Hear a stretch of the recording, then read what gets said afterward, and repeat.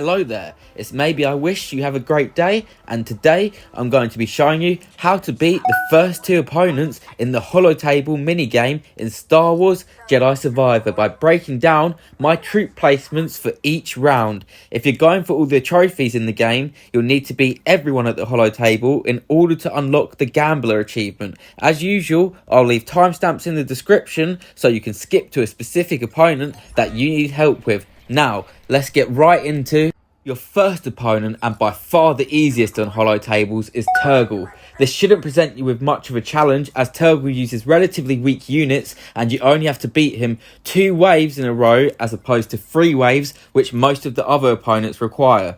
On wave 1, I placed a single super battle droid at the back centre of the grid. This allowed the super to have as much distance from Turgle's scout troopers as possible. This meant that he was able to get off a lot of shots before the scout troopers even had a chance to attack, which led us to the victory. When approaching wave 2, I used a similar strategy. However, I placed the supers in the back corners. This was so that when Turgle's troops attacked, they would split up as they had no ranged troops. This prevented the supers from being overwhelmed, as at least one of them would have enough distance from the enemy's troops to be able to still perform ranged attacks and win the round for us. So, with Turgle now defeated, you'll be moving on to Greez is your second opponent in the Holotables. He's still relatively easy to beat like Turgle, however, there is the added challenge of a wave 3. In wave 1, Greez only uses 3 troops and they all have low health, so to counter these, I placed 8 stormtroopers randomly around the grid. This is because they were able to overwhelm Greez's troops with superior numbers, leading to the win in wave 1.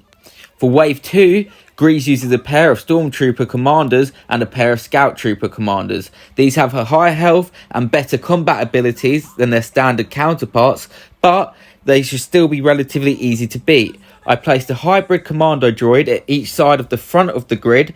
This was in the hopes that they would advance and take down the Stormtrooper commanders first, leaving them with no range defense to take out our units, while simultaneously being able to fight the scouts up close if they target the wrong enemy. I then placed 2 Stormtroopers at the back. These were to help draw the fire away from the commando droids and to deal a little bit of extra chip damage to Greez's troops.